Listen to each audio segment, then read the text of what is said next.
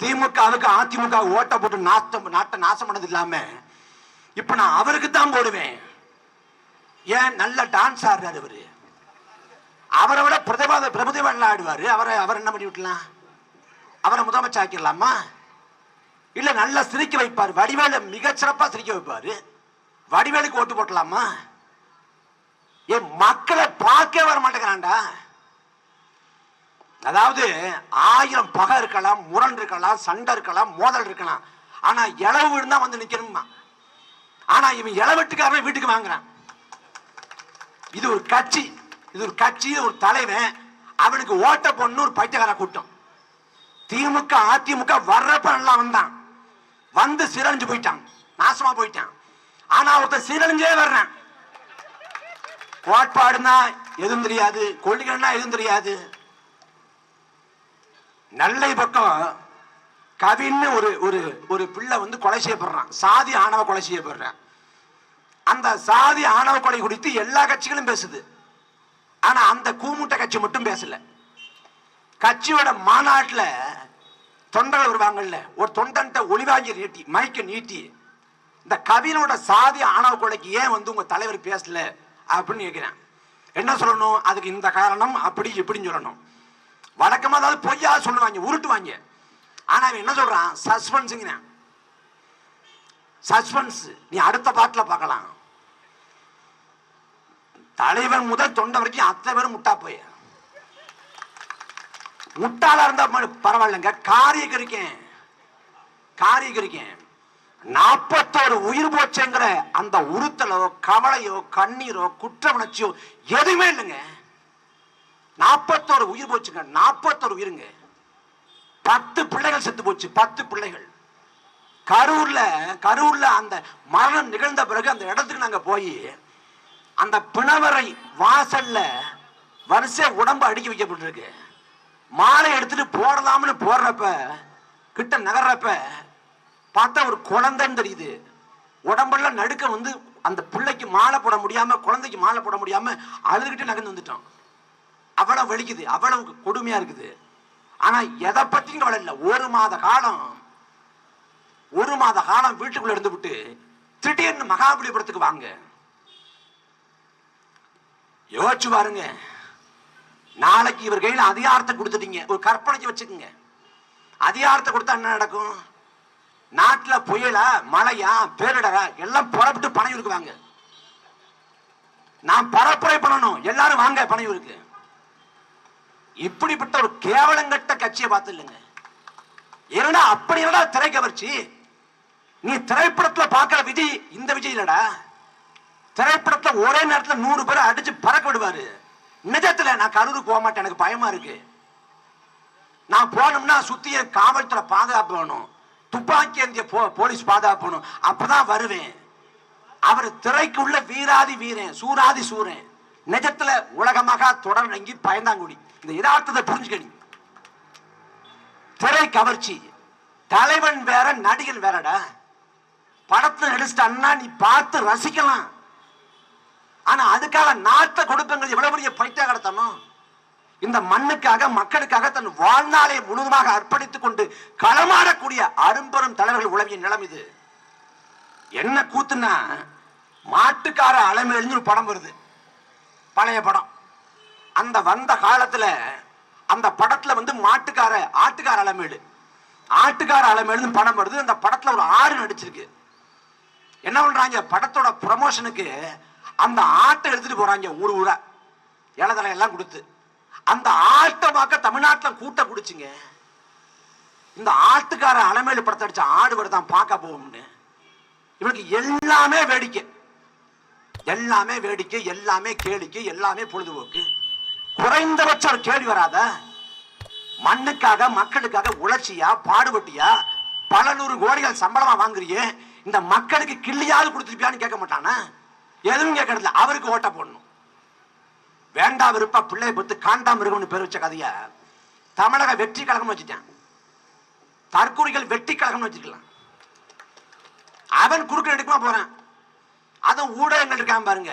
விஜய் எழுந்து விட்டார், அவர் பல் துளக்க கிளம்பி விட்டார். இன்னும் சற்று நேரத்தில் கழிவறை விட்டு முடித்து விட்டு அந்த பக்கமா போயிடுவார். எல்லாமே செய்தி. நாட்டுல 1000 பிரச்சனை இருக்குங்க, 1000 பிரச்சனைகள் இருக்கு, சமூக அவலங்கள் இருக்கு, துன்பங்கள் இருக்கு, துயரங்கள் இருக்கு. அதை செய்தி ஆக்குறது இல்ல. தூய்மை நான் மாறலனா எது ஒண்ணு மாறாது. கண்ணில் வந்து நுகர்வு கலாச்சாரம் ஒரு பக்கம், இன்னொரு பக்கம் திரை கவர்ச்சி. எப்படி பாருங்க, புறநானூற்றை படிக்கிறோம், புறநானூற்று தாய் அப்படின்னு கொண்டாடுறோம். போர்ல தன் மகன் புறமுதுகிட்டு சாகவில்லை, நெஞ்சிலே ஆயுதத்தை ஏந்தி அவன் செத்து போயிருக்கான். இவனை ஈண்டெடுத்த பொழுதிலும் நான் பெருமை கொள்றேன்னு போர்ல புறமுதுகி காட்டாது, போர்ல நேருக்கு நேராக எதிர்கொண்டு சண்டையிட்டு செத்து போன தன் மகனை பார்த்து புறநானூற்று தாய் பெருமைப்பட்டான்னு படிக்கிறோம். அதே தமிழ்நாட்டில் என் மகன் போனா போயிட்டு போறான், அவன் போனா போயிட்டு போறான், அவரை பக்கத்துல இருந்து பார்க்க வாய்ப்பு கிடைச்சிட்டு அது போது எங்களுக்கு. எப்படிப்பட்ட கால குடும்பம் பாருங்க. பிள்ளை செத்தாலும் பரவாயில்ல, நடிகனை பார்க்கணும், கிட்ட பார்க்கணும், அவனை கிட்ட பார்க்கறதுக்காக நம்ம உயிரை பறி கொடுத்தாலும் பரவாயில்லன்னு ஒரு தாய் தமிழ்நாட்டில் பேசுறாங்க.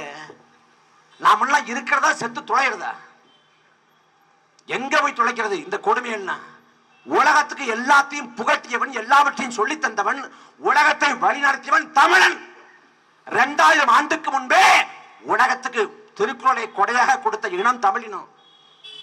உலக பாஜகவோட மாநில தலைவர் நயனார் நாகேந்திரன் அவர்கிட்ட போய் ஒரு பாஜக நிர்வாகி குமுறாரு, கொந்தளிக்கிறாரு, புலம்புறாரு.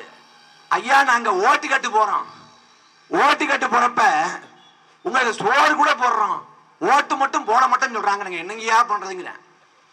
தமிழ்நாட்டில் பாஜக நிலைமை இவ்வளவுதான்டா. ஆனா இல்லாத பாஜக சொல்லி பாஜக வந்துருவான், பாஜக பூந்துருவான், திமுக போடு, திமுக போடு. எதுக்கு போடணும்? எதுக்கு போடணும்? திமுகவுக்கு பல முறை வாக்கு செலுத்தி ஆகிவிட்டது, அதிமுகவுக்கு பல முறை வாக்கு செலுத்தி ஆகிவிட்டது. நீ செலுத்தி என்ன பண்ண? இங்க என்ன பிரச்சனை? மக்களுக்கு சாதி மீது பற்று, மதத்தின் மீது பற்று, திரை கவர்ச்சி, நுகர்வு கலாச்சாரம். இதை தாண்டி ரட்டள சின்னத்து மேல, உதயசூரியன் சின்னத்தின் மேல மக்களுக்கு ஒரு மோகம். நான் ரட்டளைக்கே போட்டு பழக்கமாயிடுச்சுங்கிறது, உதயசூரியனுக்கே போட்டு பழக்கமாயிடுச்சுங்கிறது, மாத்தி போட முடியாதுங்கிறேன். அதிமுகவில் அமைச்சரா இருந்த ஆட்கள் எல்லாம் திமுக போய் சேர்ந்துட்டான்டா. 7-8 பேரு. செந்தில் பாலாஜி யாரு? கோபாலபுரம் கொள்ளை கூடாரம் என்று சட்டசபையில பேசிய செந்தில் பாலாஜி இன்னைக்கு திமுகவோட முன்னணி தலைகர்த்தா. சட்டமன்றத்தில் சேகர்பாபு கருணாநிதியை அடிக்க பாய்ந்தார், இது வரலாறு. கருணாநிதி அடிக்க பாய்ஞ்ச சேகர்பாபு நீ திமுக இருக்கிறார். திமுக போய் அதிமுக ஐக்கியமாடுறான், அதிமுக திமுக ஐக்கியமாடுறான். நீ என்ன திமுகவுக்கும் அதிமுகவுக்கும் நான் ஓட்ட போட்டேன், மாத்தி போட மாட்டேங்கிற. கேட்டா பக்கா திமுக. என்ன பக்கா திமுக? கருணாநிதி மூத்த மகன் அழகிரி திமுக இல்லடா. இன்னைக்கு ஜெயலலிதாவோட உத்த தோழி சசிகலா அதிமுக இல்ல. ஆனா நீ வந்து இன்னைக்கும் திமுகவையும் அதிமுக கட்டிக்கிட்டு அழுவுற, ரட்டளையும் உதயசூரியன் கட்டிக்கிட்டு அழுவுற. ரட்டள சின்னத்துல கருணாநிதி வேட்பாளர் கூட அதிமுக நம்பரை ஓட்டு போட்டுருவேன். உதயசூரியன் சின்னத்துல ஜெயலலிதா வேட்பாளர் கூட திமுக நம்பரை ஓட்டு போட்டுருவேன். வேட்பாளர் நிக்கிறானா, நல்லவனா, மக்களுக்கு சேவையாற்றுவானா, குறிப்பிட்ட குரலுக்கு ஓடோடி வருவானா, மக்களுக்காக உழைப்பானா, குற்ற பின்பலம் இல்லாதவனா, காசுக்கு ஆசைப்படாதவனா, எதுவும் பார்க்கறது கிடையாது. எதுவும் பார்க்கறது கிடையாது. போய் ரெட்டாளைக்கு ஒரு குத்து, இல்ல உதயசூரியனுக்கு குத்து. நீ 5 வருஷத்துக்கு ஒரு தடவை குத்துற, அவன் 5 வருஷம் வச்சு குத்துறேன். அப்புறம் குத்துதே குடிதான் என்ன பண்றது? ஓட்டுக்கு காசர வர்றான், நாம எப்படி மக்கள் சேவையாற்றுவான்? அன்பு மக்களே சிந்திச்சு பாருங்க. ஒரு வீட்டுல வந்து நாய் கட்டி கிடக்குது, அந்த வீட்டுக்குள்ள ஒருத்தன் போறான், நுழைகிறான். நாய் என்ன நினைக்குது? சொந்தக்காரனா இருப்பானோ, தெரிஞ்சவனா இருப்பானோ அப்படின்னு நாய் சந்தேகமா பாக்குது. அவன் போன உடனே ஒரு ரொட்டி துண்டை போடுறான். ரொட்டி துண்டை போட்ட உடனே ஒரே கவா கவுது, இவன் திருட்டு போய்தான் அப்படின்னு. ஒரு நாய்க்கு அந்த புடிதல் இருக்கு. ஆனா வீட்டுக்கு 2000 ரூபாய் 4000 ரூபாய் காசை கொண்டுட்டு ஓட்டு போடுங்க, காசு தர்றன்னு வர்றப்ப நாம் துரத்தி அடிக்காம நாம் நம்பிக்கொண்டு அவனுக்கு ஓட்ட போடுறோம். அதன் விளைவு 5 ஆண்டுகள் அனுபவிக்கிறோம். தேர்தல் என்பது, வாக்கு என்பது ஒரு நாள் கூத்து இல்லை. 5 ஆண்டு கால வாழ்க்கை. அந்த ஒரு நொடி பொழுதுல தவறுதலாக வாக்கு செலுத்தி விட்டால் 5 ஆண்டு காலம் பாழாகி போகும். நாம உணவகத்துக்கு சாப்பிட போறோம் என்ன சொல்றோம்? இட்லியோ தோசை ஏதாவது கருமத்தை கொண்டாந்து வைங்க அப்படின்னு கேட்கறது இல்ல. என்ன இருக்கு? இட்லியா, தோசையா, புரோட்டாவா, சப்பாத்தியா கேட்கிறோம். உணவகத்துல ஏதாவது உணவகத்துக்கு போய் சாப்பிட போறது இல்ல. இன்ஸ்டாகிராம்ல பாக்குற, ரீல்ஸ் பாக்குற, ரிவ்யூ பாக்குற, இந்த உணவு நல்லா இருக்கும், இந்த சாப்பாடு நல்லா இருக்கும்னு அங்க போறோம்ல. அப்படி எல்லாத்தையும் பார்த்து தேர்ந்தெடுக்கிறோம்ல. ஒரு சட்டை வாங்குறோம்ல, எடுத்த உடனே போறது இல்ல. 34, 36, 38 உன் அளவு பத்துமானு போட்டு பாக்குற, கண்ணாடியை பாக்குற, பக்கத்துல கேட்கிற. சாப்பிடுற சாப்பாட்டுக்கு அவ்வளவு முக்கியத்துவம். 6 மாசம் 3 மாசம் போட்டு கிளிய போற சட்டைக்கு அவ்வளவு முக்கியத்துவம். ஒரு அளவீச்சு வாங்குறேன்னா பல பேர்ட்ட கேட்கிற. எல்லாத்தையும் பார்த்து தேர்ந்தெடுக்கிற நீ ஓட்டு போட்டு கண்ணை மொழிகிட்டு திமுகவுக்கும் அதிமுகவும் ஏன் ஓட்ட போட்டு நாட்டை நாசம் பண்ற? என்ன செஞ்சிட போறான்? மனசாட்சியை தொட்டு சொல்லு. திமுகவுல அதிமுகவுல கொள்ளடிக்கிற நோக்கம் இல்லை, மக்களுக்கு சேவையாற்ற வர்றான்னு சொல்லு. அத்தனை பேரும் திருட்டு பைய. திமுக அதிமுக வெள்ள சட்டை வெள்ள வேட்டி போட்டு பானே உடைய அத்தனை பேரும் உள்ள மாறி போய, முடிச்சு வைக்க போய, திருட்டு போய. நாட்டை ஒட்டு மொத்தமா முங்காம போட்டு போயிடுவான். நாட்டில் 8 லட்சம் கோடி கடன் இருக்கிறது. கஜானா காலியாகி கொண்டிருக்கிறது ஒரு பக்கம். இந்த 8 லட்சம் கோடி கடன் 16 லட்சம் கோடியாக மாறட்டும், 32 லட்சம் கோடியாக மாறட்டும். மிகப்பெரிய பொருளாதார நெருக்கடியை இந்த நாடு சந்தித்தால் கூட என்றாவது ஒரு நாள் நாம் மீண்டு வர முடியும். ஆனா இப்ப 4 ஆண்டுகள் ஆட்சி ஏறக்குறைய முடிஞ்சிருச்சு. இன்னும் 7-8 மாசத்துல தேர்தல் வரப்போகுது.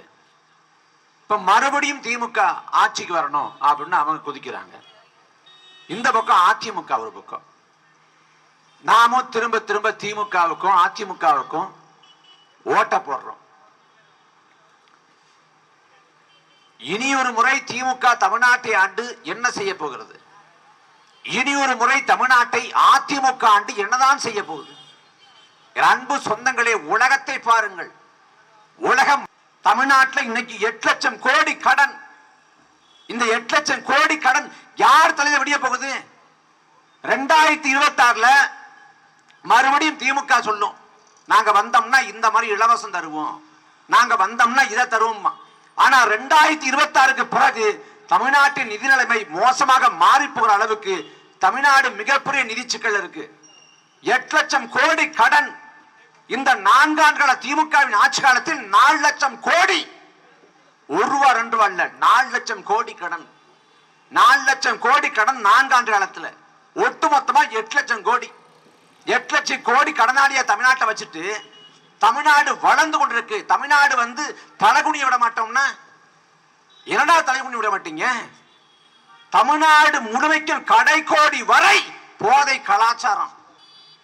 அதிமுக ஆட்சி காலத்திலே சட்டமன்றத்தில் குட்காவோடு போனார் தமிழ்நாட்டோட இன்றைக்கு இருக்கக்கூடிய முதலமைச்சர் ஐயா ஸ்டாலின். எதுக்கு குட்காவோட போனீங்க அப்படின்னு கேட்கிறப்ப, இது அவை விதிமுறை இல்லையா அப்படின்னு கேட்கிறப்ப, இல்ல குட்கா எல்லா இடத்தையும் ரொம்ப தங்கு தடை இல்லாம சாதாரணமா கிடைக்குது, இயல்பா கிடைக்குதுங்கிற சொல்லத்தான் நாங்க குட்காவோட போனேன்னு. அன்னைக்கு குட்காவோட சட்டமன்றத்துக்குள்ள போன ஐயா ஸ்டாலின், அன்னைக்கு குட்கா விநியோகம் இருக்குது. காவல்துறை அதிகாரி ராஜேந்திரன் காசை வாங்கிட்டு கொடுத்துட்டாரு, அனுமதி கொடுத்துட்டாரு. அன்றைக்கு அமைச்சராக இருந்த விஜயபாஸ்கர் காசை வாங்கிட்டு கொடுத்துட்டாரு.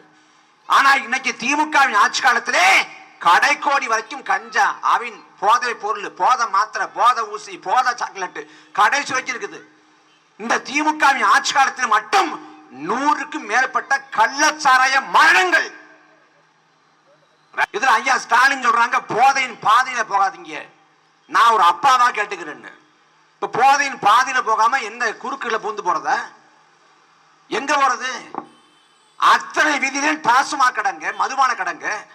இந்த சாலையில போனோம்னா இந்த பக்கம் டாஸ்மாக் கடை வச்சிருக்கேன், இல்ல இந்த பக்கம் டாஸ்மாக் கடை வச்சிருக்கேன். இந்த கடல்ல தப்பிச்சோம்னா கூட அந்த கடையை பார்த்துட்டு சவலைப்பட்டு அங்க குடிச்சிருவான். இப்படி தமிழ்நாடு மலைகள் மாநாடு போடுறோம், நீர் மாநாடு போடுறோம் அப்படின்னு கேலி பண்ணலாம், கிண்டல் பண்ணலாம். நாளைய தலைமுறை இருக்கணும்னா, வாழணும்னா இது எல்லாம் அவசியம். புரிஞ்சு உணரணும். வாக்குங்கிறது மகத்தான உரிமை. நாம் போராடி பெற்ற உரிமை சுதந்திரம். அதே போல நாம் போராடி பெற்ற உரிமை வாக்கு. முதல் தேர்தல் எல்லோருக்கும் வாக்குரிமை இல்லை, குறிப்பா பெண்களுக்கு வாக்குரிமை மொத்தமா கிடையாது. அன்னைக்கு 30 கோடி மக்கள் தொகையில சில ஆயிரம் பேர் தான் ஓட்டு போட்டேன். எவன் படிச்சவனோ, எவன் பட்டதாரியோ, எவன் நிலக்கலாரோ, எவன் மிராஸ்தாரோ அவனுக்கு மட்டும்தான் வாக்குரிமைங்கிற நிலைமை இருந்துச்சு. போராட்டம் நடத்தி பலகட்ட போராட்டம் எடுத்து ஜனநாயக ரீதியில் அழுத்தம் கொடுத்து எல்லோருக்கும் வாக்குரிமைங்கிறது உறுதி செய்யப்பட்டுச்சு. நாம் கையில் இருக்கக்கூடிய வலிமையான ஆயுதம் வாக்கு.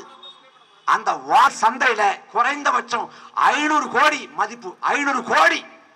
நாம் தமிழர் கட்சி கூட்டணிக்கு வர்றோம் என்று சொன்னா 500 கோடியை அதிமுகவோ பாஜகவோ கொடுக்கும். 500 கோடி. ஆனா அதெல்லாம் முதிர்ந்து விடக்கூடிய ரோமத்துக்கு சமம் என்று கருதி சமரசம் செய்யாது இந்த மண்ணுக்காக மக்களுக்காக 2 பெரும் திராவிட கட்சிகளை எதிர்த்து களங்கான்றோம். அதை உணர்ந்து தெளிந்து உங்கள் பிள்ளைகளுக்கு வாய்ப்பை தாருங்கள்.